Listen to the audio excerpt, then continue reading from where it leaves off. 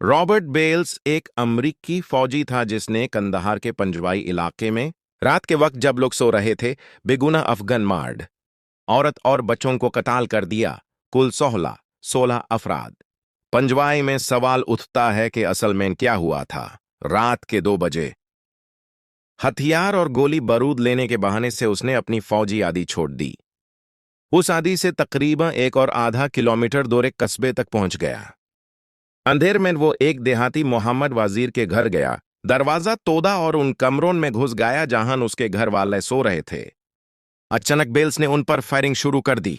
2 मर्द और एक औरत वहीं मार गए और चंद बच्चे जख्मी हुए।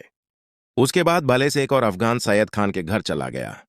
वहां भी उसने निहायत वहशियाना तरीके से फायरिंग की और 4 बच्चे, एक औरत और एक मर्द को कत्ल कर दिया। लेकिन बलेस के जुल्म यहीं खत्म नहीं हुए।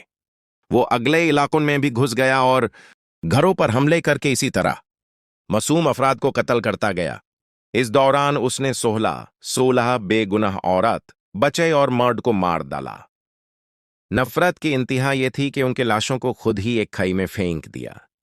हैरानी की बात यह है कि इतना सब करने के बाद भी सुबह 5 बजे के करीब बेल्स अपनी फौजी आदि वापस लौट आया जैसे कुछ हुआ ही ना हो। बासे में किसी ने फौरन उस पर रिएक्शन नहीं दिया।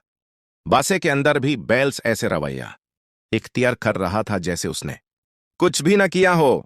लेकिन उसका अजीब रवैया, उसकी हरकतें और रात को इधर उधर जाना देखकर कुछ फौजी शाक में न गए। कुछ देर बाद इलाके के बुजुर्ग और कस्बे वलाय बेस में आए और शिकायत दर्ज करवाए। यह वाकया इतना खूनरेज और जालिमाना था कि जल्द ही पूरी दुनिया में इसकी खबर फैल गई। अमरीकी हुक्मरान और फौज भी मजबूर हो गए कि इस मसले को समझें।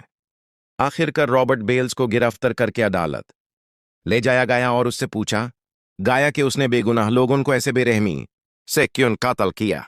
जवाब में बेल्स ने कहा कि जंग के असरात की वजह से वो शदीद जहनी दबाव, डिप्रेशन और परेशानी का शिकार था। बालिस के वकीलों ने यह भी दावा किया कि जंग के असरात के अलावा एक और नाइंसाफी यह थी कि बालिस नशा में था और यूस मालूम हाई न था कि वो क्या कर रहा है। लेकिन लोगों ने सवाल उठाना शुरू किया कि अगर वो नशे में था या सख्त जहनी मसाइल का शिकार था तो फिर उसने अपने साथी फौजी को क्यों नहीं मारा।